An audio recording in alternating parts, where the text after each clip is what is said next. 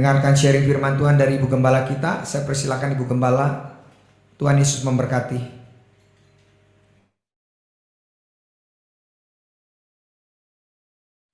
Yuk kita berdoa terlebih dahulu. Bapak, terima kasih. Kami mengucap syukur buat hari ini kalau kami bisa mendengar kesaksian yang luar biasa yang akan memberkati kami semua Tuhan, baik firman juga semua Tuhan. Kami percaya Tuhan Kau punya rencana yang indah buat setiap kehidupan kami. Di balik semua apa yang terjadi, Tuhan pasti punya rencana yang indah. Urapi bibir lidah hamba-Mu, berkati setiap telinga yang mendengar, biar semua kemuliaan kembali kepadamu. Di dalam nama Tuhan Yesus yang percaya berkata, amin. Ya, shalom semuanya, ada sukacita ya, tetap semangat sekalipun ya mungkin hari ini ada banyak tantangan, ada banyak masalah, tapi kita percaya ya tiap hari pokoknya ingat kemarin khotbah saya, manusia hidup bukan dari roti saja. Masalah itu bukan menentukan hidup saudara, tapi dari setiap firman yang keluar dari perkataan Allah. Jadi hari ini kalau engkau punya firman, setiap hari dengar firman, dan setiap hari engkau mempercayai firman, maka firman pasti memerdekakan saudara dan saya. Jadi percayalah, hari ini ngerti ndak ngerti betapa sulitnya hidup kita, pokoknya kita pegang firman ya. Kita pegang firman, sekalipun untuk mempercayai firman itu ndak masuk akal. Ayo kalau orang sudah dalam keadaan sulit ya, hutang ada di mana-mana. Kita disuruh jangan khawatir. Coba masuk akal nggak kemarin khotbah saya? Ya, sudah hutang di mana-mana. Tuhan bilang gini, jangan khawatir. Jangan kamu khawatir akan makan, minum, pakaian. Jangan khawatir akan hari esok. Nah, kira-kira saudara kalau ngerti omongannya Tuhan, secara akal gimana nggak khawatir? Yang namanya masalah ada di depan mata. Tapi kalau Tuhan berkata jangan khawatir, berarti Tuhan sudah sediakan setiap jawaban dari setiap masalah saudara dan saya. Amin. Nah, hari ini saya akan berkhotbah tentang bagaimana ada banyak orang bertanya, kenapa aku yang benar ya, tapi aku yang harus mengampuni. Itu menjadi pertanyaan ya. Dan kadang-kadang orang kalau masih kedagingannya tinggi, ciri-cirinya gini, lah kok enak Bu Eli. Situ yang salah, kita yang suruh ngampuni, terus itu yang semena-mena terhadap kita Bu Eli. Nah ini pemikiran yang salah. Sekali lagi yuk, kalau kita tahu kita sebagai anak Allah, ya, yang dipenuhi dengan anak Allah yang penuh kasih, kira-kira kita ini hidup dalam kuasa kasih enggak? Ayo jujur, Allah yang saudara sembah adalah Allah yang penuh kasih. Nah kita sebagai anak Tuhan, kalau dipikir, saudara hidup hari ini, saudara hidup ini dalam kuasa kasih atau kuasa kebencian. Nah ini, kalau kita berkata ya aku anak Allah, aku jadi orang Kristen sejak lahir, tapi saudara hidup dalam kuasa kebencian, kemarahan, kepahitan, dendam, emosi, sensi. Berarti kita hari-hari ini bukan hidup di dalam kuasa sebagai anak Allah. Kalau kita mengaku sebagai anak Allah yang penuh kasih, maka tiap hari kita ini hidup di dalam kuasa kasih. Nah, kita lihat terlebih dahulu ya. Hari ini kenapa 3 alasan? Ya nanti kita lihat apa yang mesti kita lakukan. Kalau memang aku yang benar, aku harus mengampuni. Saudara lihat di 1 Korintus 13 ayat 3 terlebih dahulu. Ini yang jadi dasar buat anak Tuhan yang hidup dalam kuasa kasih. Supaya kita ini hidup di masa yang jahat makin jahat. Tidak gampang saudara. Nanti lihat ya, ujiannya orang benar. Iblis akan pakai orang-orang yang engkau percayai. Seperti beberapa hari yang lalu ya ada seorang ibu yang cerita bahwa hari itu dia tidak pernah nyangka saudara. Orang yang selama ini ada di balik ya, jadi dia punya teman baik, teman yang selalu curhat dalam suka dan duka. Jadi dia tahu bahwa temannya ini sudah dianggap saudara, bahkan temannya ini bicara gini, kamu pokoknya kalau ada susah, kamu curhat aja ke aku. Aku sudah menganggap kamu itu sebagai saudaraku, bahkan melebihi saudaraku sendiri. Kira-kira kalau saudara punya teman yang sampai ngomong kamu ini melebihi saudara kandungku, walaupun kita ini bukan saudara kandung, tapi aku mengasihi kamu melebihi saudara kandung. Lihat ya, kira-kira saudara percaya enggak bahwa ini orang baik? Ternyata usut punya usut ya. Beberapa saat suaminya mulai uring-uringan, suaminya mulai marah-marah, suaminya mulai berubah. Dia tidak pernah berpikir siapa yang membiang keroknya, yang membuat suaminya hari itu berubah sampai seperti itu dengan kata-kata fitnah. Siapa yang merusak rumah tangga saya ya? Jadi singkat cerita si istri ini difitnah di depan suaminya. Jadi suaminya mulai marahi dia, mulai maki dia. Dan dia tidak pernah curiga bahwa orang yang selama ini menfitnah, dia mulai pikir siapa ya, dia mulai putar otak. Suatu kali dia masuk di dalam ruang doa. Dia berkata gini, Tuhan, hari-hari ini kehidupan rumah tangga saya seperti neraka Tuhan. Saya tidak tahu siapa biang kerok yang membuat rumah tangga saya difitnah habis-habisan, saya difitnah habis-habisan seperti neraka. Tolong ya Tuhan, tunjukkan orangnya siapa. Setelah berdoa, tanpa dia sadari, tiba-tiba suaminya pergi ke toilet, dia tidak sadar ada chat masuk dan dia buka chatnya. Dia tidak sengaja karena pikir suaminya ada di kamar mandi, mungkin ada penting gitu ya. Dia nggak sengaja buka dan waktu dia sengaja buka, dia kaget luar biasa. Ternyata teman yang dianggap dia sebagai saudara melebihi saudara kandung, ternyata dia baca semua chatnya. Ternyata biang kerok penfitnah besar itu teman baiknya sendiri, saudara. Hari itu dia kecewa, dia marah, dia hatinya panas. Tapi waktu itu karena dia bawa dalam doa, Tuhan mengingatkan satu hal. Ingat ya, pembalasan itu tetap hakku. Kamu tidak berhak membalas. Kalau kamu hari ini minta siapa tahu orangnya, itu tujuannya Tuhan supaya kamu berhati-hati, cerdik seperti ular, supaya kamu mulai mendoakan dia. Nah, ketika itu terjadi, ya itu tidak gampang, saudara. Saya cuman ngomong, ibu ini, Bu, ayo Bu, semangat. Sekalipun untuk mengampuni tidak mudah. Dan ibu percaya bahwa Tuhan pembela. Dan dia bilang, Bu, terus gimana kalau ketemu ibu pura-pura aja sudah ibu tidak baca apa-apa. Mulai sekarang ibu hati-hati. Bicara hati-hati, mulai sekarang jauhi orang ini. Supaya mulutnya ibu tidak diperjualbelikan sama suami. Ya, ibu bawa dalam doa. Untuk mengampuni gampang enggak? Makanya hari-hari ini hati-hati. Iblis itu akan pakai orang yang paling dekat. Iblis enggak akan pernah pakai orang yang jauh untuk menyakiti saudara. Apalagi di masa yang jahat makin jahat. Di masa mungkin yang enggak makin jahat. Orang disakiti orang dekat aja sudah gregetan. Apalagi kalau ini Raja Tega, saudara. Bermunculan Raja Tega. 2 hari yang lalu seorang ibu ya nangis, ditipu sampai hampir berapa puluh M sampai hampir ratusan M, enggak tahu hampir berapa. Dia bilang, Bu, enggak masuk akal, Bu. Yang nipu saya adalah orang yang dekat, yang sama-sama dengan saya di dalam susah dan duka. Bekerja sama-sama mulai dari usaha, dari enggak punya apa-apa kita merintis. Dan itu orang yang membawa uang kabur saya, uang saya. Sakit hati saya, jujur. Hari-hari ini makanya kita diperlengkapi dengan firman.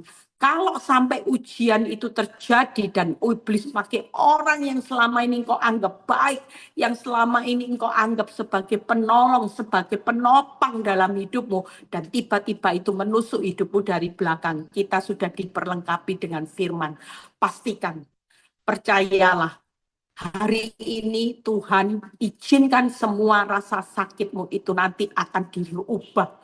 Kalau kita bisa berespon benar, maka rasa sakitmu akan diubah menjadi upah. Karena Tuhan datang segera. Dia membawa upah, membalaskan setiap orang menurut perbuatannya. Jangan pernah membalas perbuatan yang tidak baik, yang jahat. Ampuni siapapun. Mengampuni tidak boleh pilih-pilih. Lihat 1 Korintus 13 ayat 3 kita baca. Dan sekalipun aku membagi-bagikan segala sesuatu yang ada padaku, bahkan menyerahkan tubuhku untuk dibakar, tetapi jika aku tidak mempunyai kasih, sedikit pun tidak ada faedahnya bagiku. Saudara percaya, hari ini hukum yang terbesar itu kasih, saudara. Kalau kita tidak bisa mengasihi, maka semua yang saudara lakukan itu tidak ada faedahnya. Melayani tidak ada faedahnya.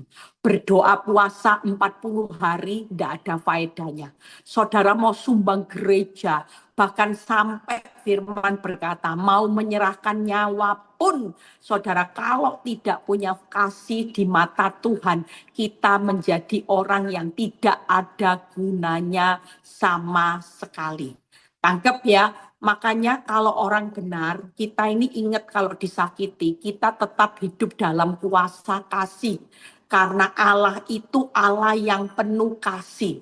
Kalau kita hari ini hidup dalam kepahitan, kita sedang memberikan hidup kita dalam kuasa si iblis. Ya, saudara jangan mau kita ini hari ini hidup di dalam kuasa si iblis.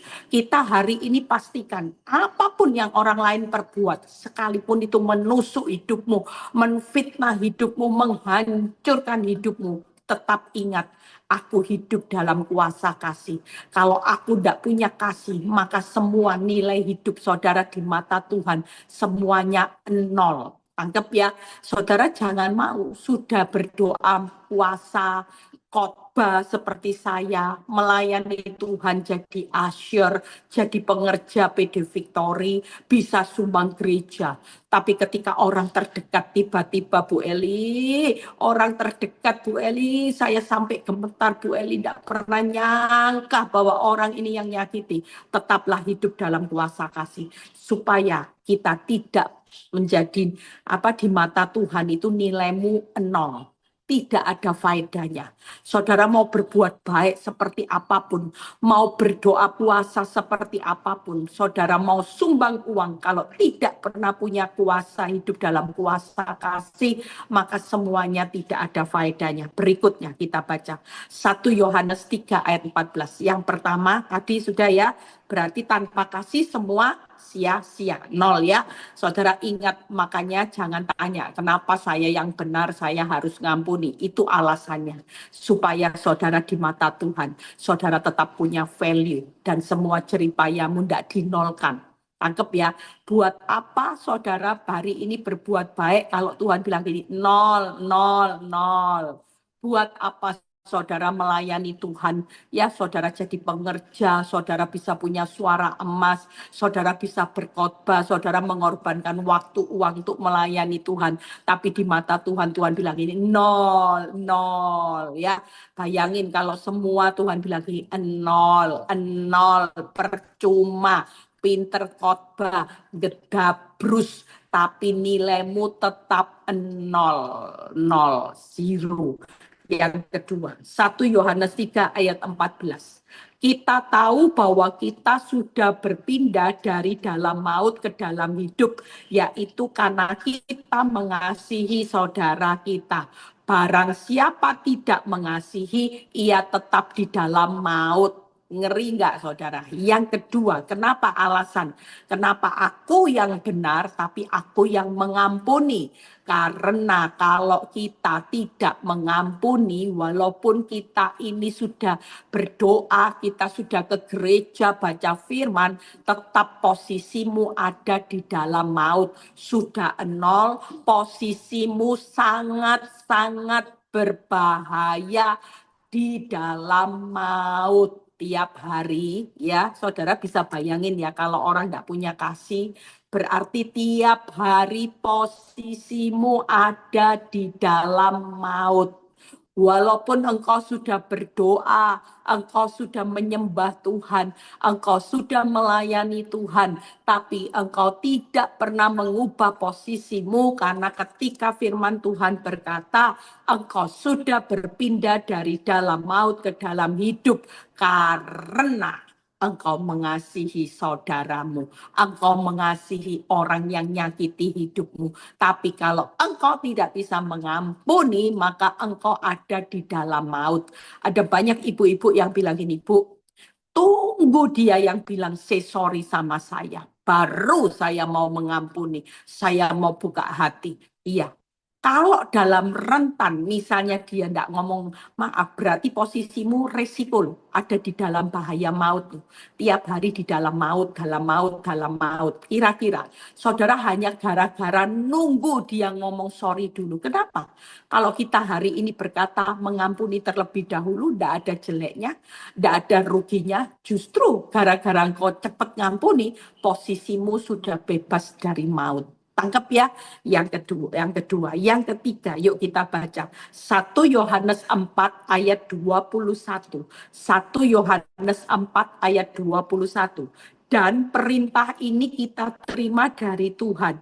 Barang siapa mengasihi Allah, ia harus juga mengasihi saudaranya. Saudara dan saya hari ini yuk kita belajar untuk mengasihi Allah.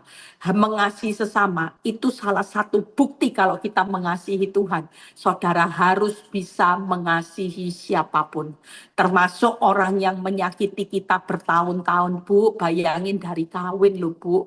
Suami saya itu tidak pernah berhenti untuk nyakiti saya. Tiap hari, Bu Eli. Kalau tidak dimaki kebun binatang, ya Bu. Kalau enggak gitu saya dihina-hina Bu Eli. Mulutnya kasar. Salah sedikit sudah saya itu mau digampar Bu Eli. Setelah itu enggak dikasih uang dari saya mulai menikah. Sekali lagi yang 3 hal. Buka PowerPoint-nya. Kenapa aku yang benar? Yang pertama karena tanpa kasih posisimu di mata Tuhan 0 ya. Ingat ya. Jadi ibu-ibu, bapak-bapak begitu kok disakiti. Karena ini bahaya. Tuhan memberikan firman ini buat kita berjaga-jaga. Nanti ke depan, orang yang makin jahat itu akan makin jahat, saudara. Jadi jangan kaget. Nanti kalau tiba-tiba karena ada ujian kesabaran sedang Tuhan ujikan buat saudara, maka tiba-tiba orang yang selama ini engkau anggap pahlawanmu, tiba-tiba tang ding dung ding tang ding dung, nah itu ya, mulai gencet hidup. Mulai bikin pula, mulai kadang-kadang banyak ibu-ibu yang hari-hari ini konseling nggak jauh-jauh, anak mulai menyebalkan, anak mulai bikin pula, anak mulai kurang ajarnya luar biasa Bu Eli. Saya rasanya Bu Eli, yakinlah kita tetap hidup sebagai orang tua dalam kuasa kasih Allah. Jangan biarkan emosimu hanya karena kau merasa engkau sebagai orang tua punya otoritas tetap sebagai orang tua, tapi hidup penuh kasih itu tetap harus dijalankan. Kita tidak bisa pakai otoritas dengan kebencian, dengan kemarahan. Otoritas tetap sebagai orang tua, tapi tetaplah punya otoritas juga sebagai anak Allah yang penuh kasih. Jadi sekali lagi, tanpa kasih saudara 0, ya, 0. Apa aja yang kau lakukan semuanya Tuhan bilang gini, sia-sia, tidak ada faedahnya. Saudara mau berbuat baik kepada orang lain, kalau sama orang yang nyakiti saudara sebel, tidak ada gunanya, sia-sia. Yang kedua, tanpa kasih kita tetap di dalam maut, posisi sangat-sangat berbahaya. Yang ketiga, tanpa kasih kita tidak mengasihi Allah. Bukti kita mengasihi Allah itu adalah bisa mengasihi sesama manusia, termasuk orang yang nyakiti hidupmu. Makanya 3 alasan ini aja saudara mulai sekarang kalau mau nyimpen kepahitan, mikir saudara. Aduh, sudah tidak ada faedahnya posisi di dalam maut dan tidak mengasihi Tuhan. Jujur, jangan sampai kita mengasihi diri kita sendiri tapi kita tidak mengasihi Tuhan. Saking kita bertahan dengan harga diri, takut jadi keset, saudara mulai melepaskan kasih saudara kepada Tuhan. Kita hari ini belajar hukum yang terutama, kasihilah Tuhan Allahmu dengan segenap hatimu, segenap jiwamu. Salah satunya di 1 Yohanes 4 ayat 21. Barang siapa mengasihi Allah, ia harus juga mengasihi saudaranya.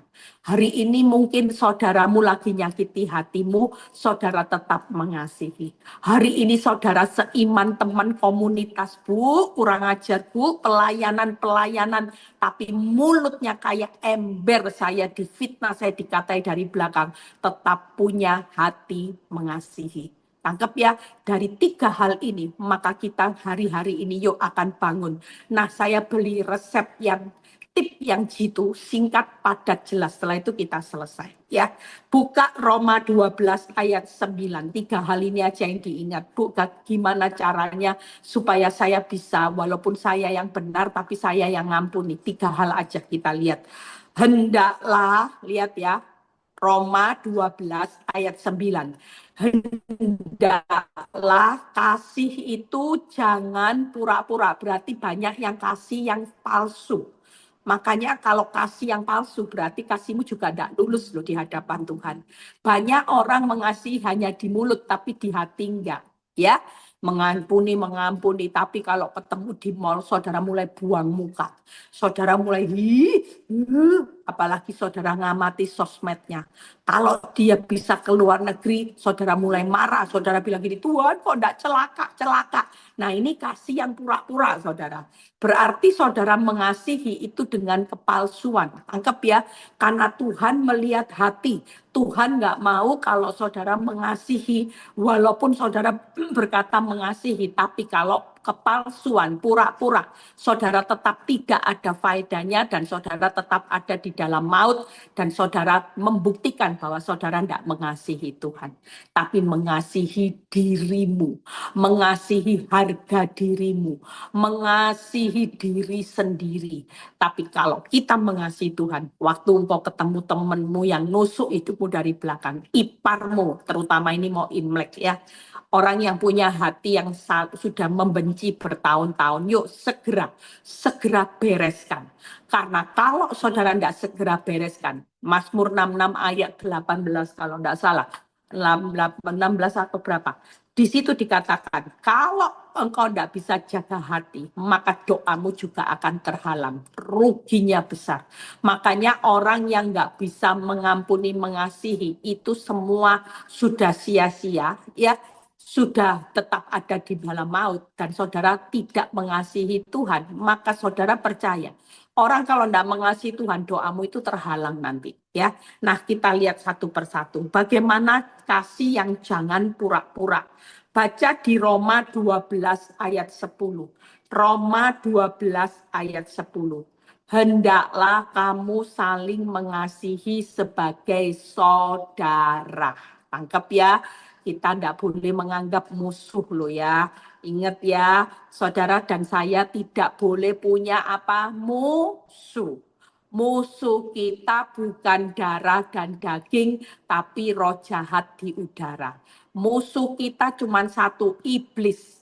Makanya kalau ada istri-istri yang disakiti wanita tobat, suami yang sudah kabur dengan wanita tobat, ingat, musuhmu bukan suamimu dan wanita tobat, tapi musuhmu itu iblis. Kenapa? Karena Roma 12 ayat 10, hendaklah kamu saling mengasihi sebagai saudara.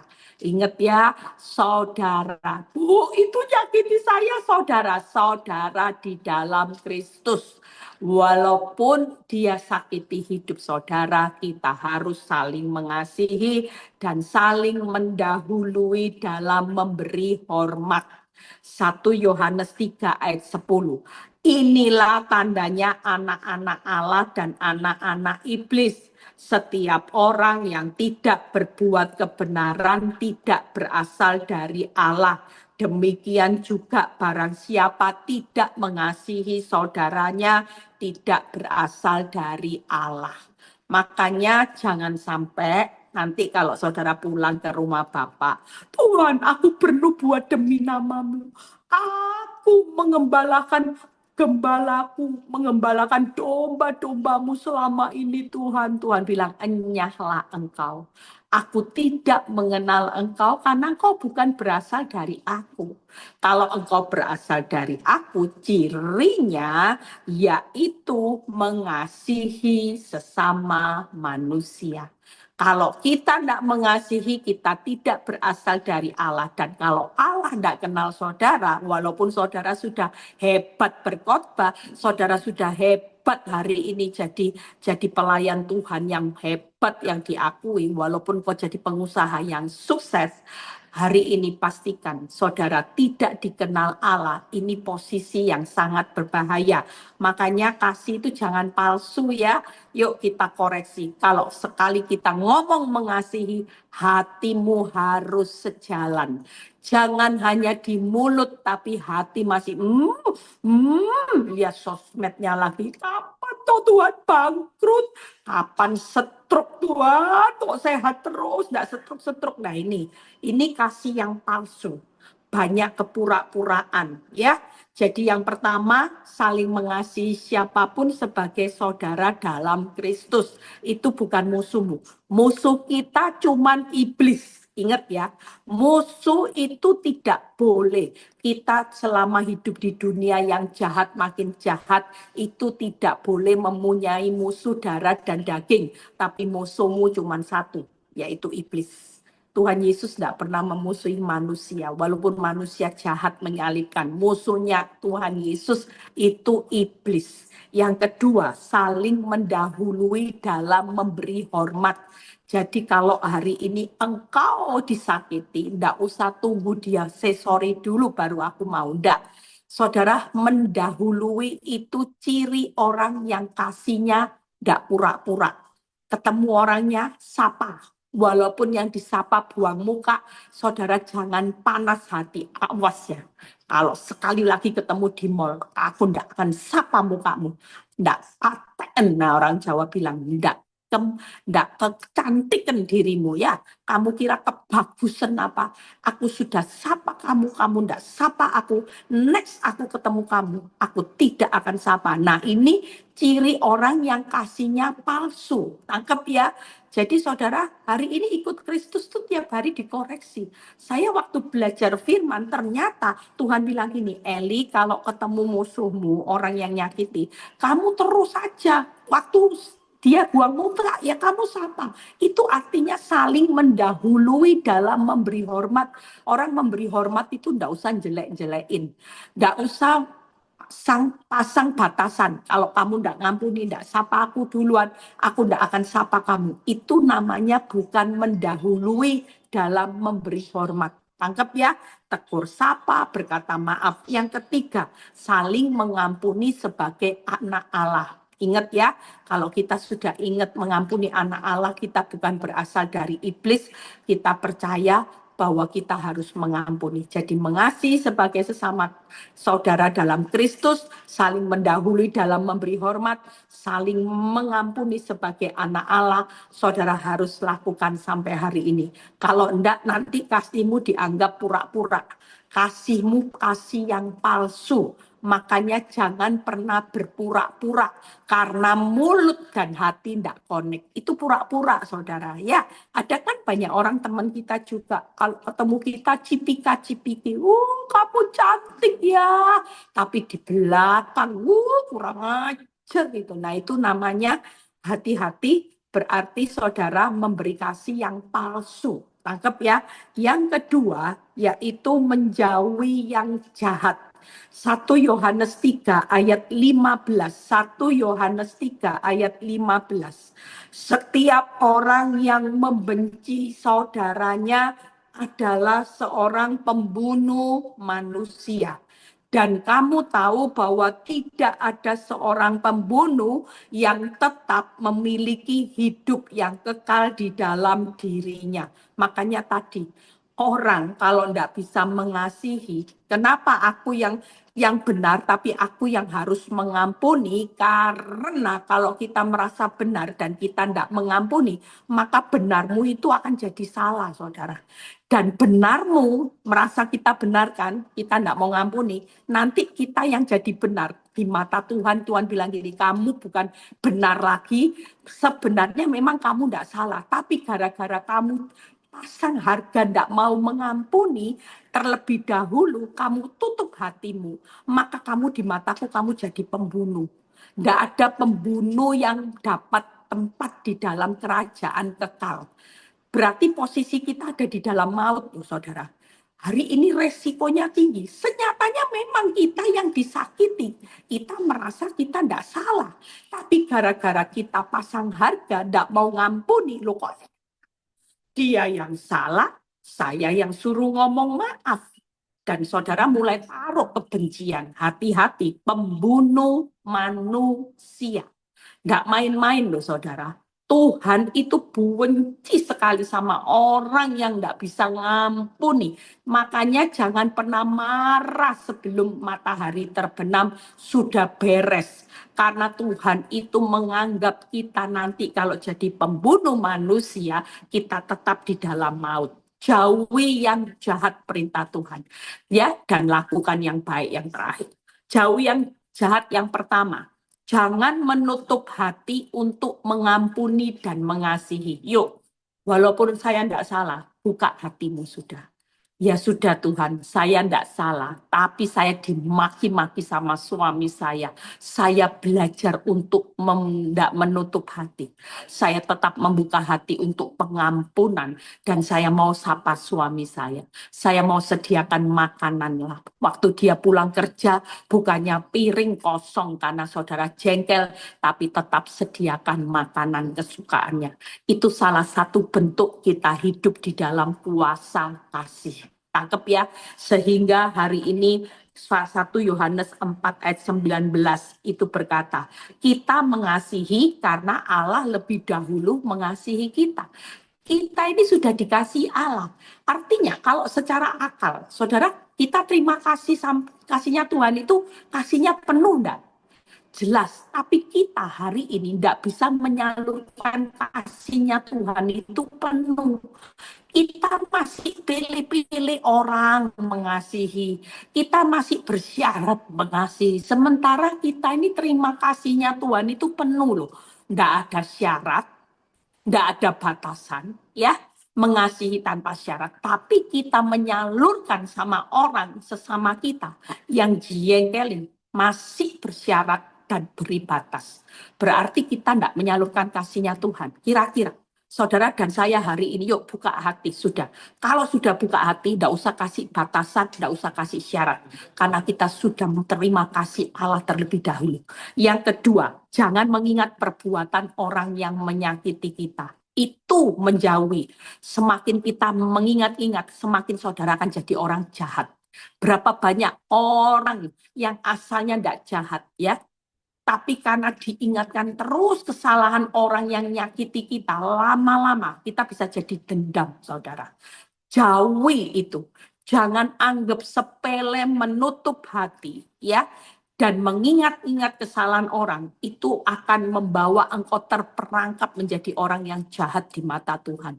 Makanya itu perlu dijauhi, saudara. Yang ketiga, jangan tahan-tahan pengampunan.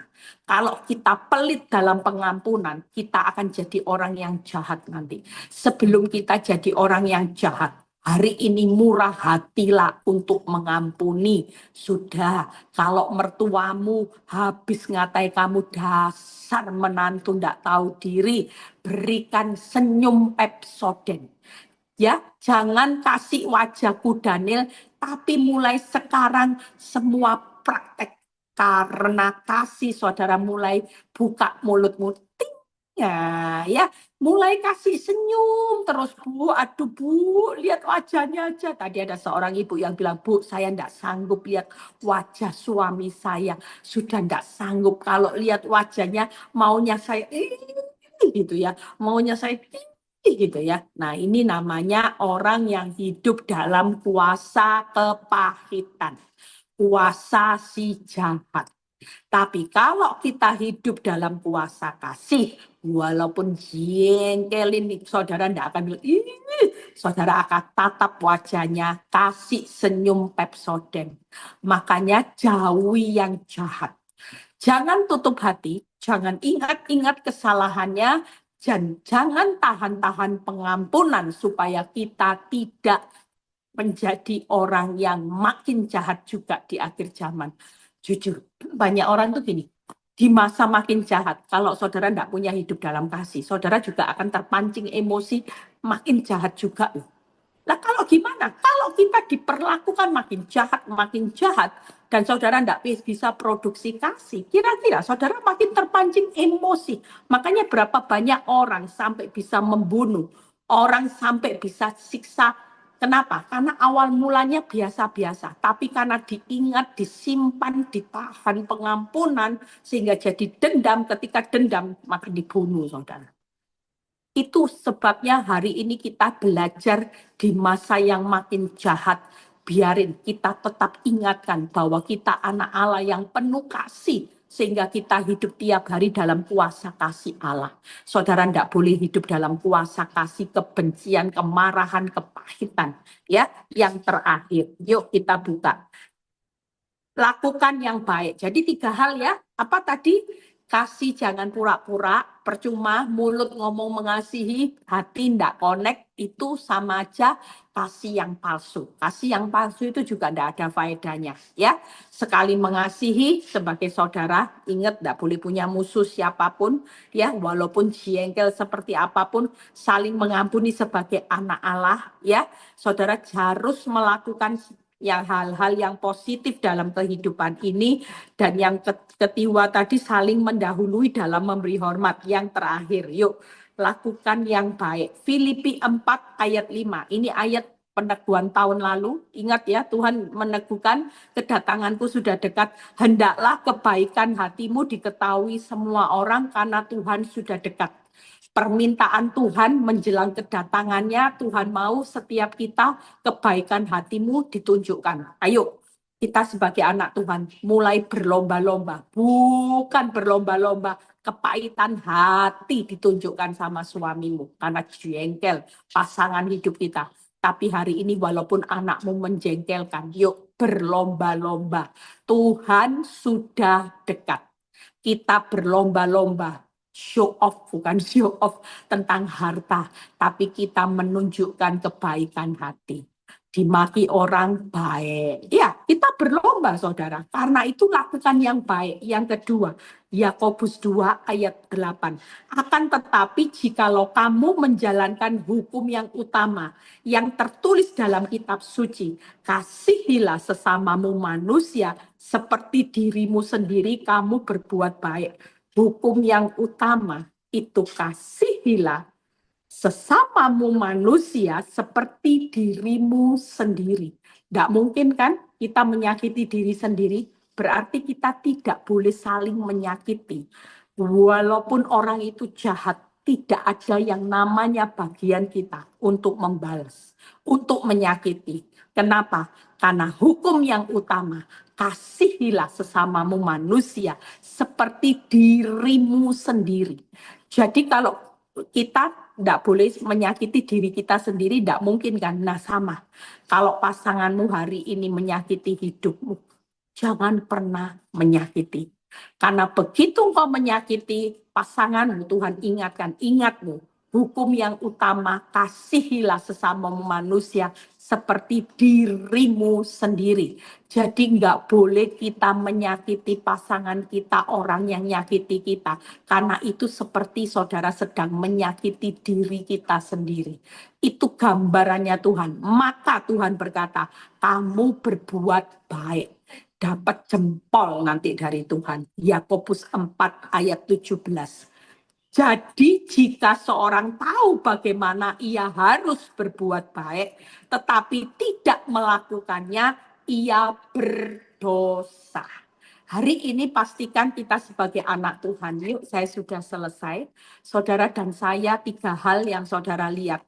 Ya, jadi sebagai anak Tuhan lakukan yang baik. Yuk lomba kebaikan hatimu ya. Sekarang ibu-ibu yang tadinya benci sama ipar, lomba baik sudah. Ketemu ipar, jangan pelit senyum, kasih senyum Pepsodent, kelihatan giginya. Ya, kalau senyum yang pura-pura itu cuman, nah ini berarti belum tulus, pura-pura. Ya, tapi kalau kasih yang tulus senyumnya, gimana kabar? Walaupun diplengosi tidak jadi masalah.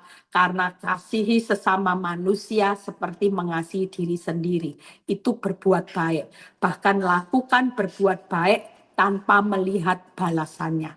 Hari ini kalau engkau tahu bagaimana berbuat baik, tapi engkau tidak melakukannya, maka kita berdosa. Ingat ya, saudara jangan sampai jadi orang berdosa karena engkau tahu seharusnya aku harus masakin loh sore ini, tapi hatiku udah bisa. Nah ini berdosa ya. Seharusnya aku harus nyiapin anduk buat suamiku, tapi hari ini biar kapok, biar kedinginan, enggak tak sediain anduk karena dia hari ini jengkelin hati saya. Mungkin itu dilakukan, ingat loh itu dosa. Mungkin saudara biasanya masak dikasih garam sedikit. Gara-gara tadi saya dimaki kebun binatang, saya kasih garam sebanyak-banyaknya supaya darah tinggi, biar cepat stroke. Nah ini hati-hati saudara. Saudara jangan ambil posisi kalau tahu berbuat baik, saudara harus lakukan. Kebaikan hatimu harus diketahui semua orang. Bahkan hari ini standarnya mengasihi orang jengkelin itu seperti mengasihi diri sendiri. Tidak ada orang menyakiti dirinya sendiri. Pasti orang itu kepingin menyenangkan dirinya kita. Sama. Kalau memang pasanganmu jengkelin, saudara berusaha menyenangkan hatinya, berikan pelayanan yang terbaik, berikan respon yang baik, berikan senyum yang baik. Makanya walaupun hari ini aku yang benar, tapi aku yang akan mengampuni. Kenapa? Karena satu alasannya, supaya di mata Tuhan kita tidak zero. Posisimu tidak dalam posisi yang sangat berbahaya. Ya, bahkan yang ketiga tadi bukti kalau kita mengasihi Tuhan. Dan waktu kita mengasihi Tuhan, maka doa-doamu pasti akan terjawab. Yuk baca quote yang terakhir. Ya, itu lihat wajah quote-nya, orangnya sudah melengos-melengos.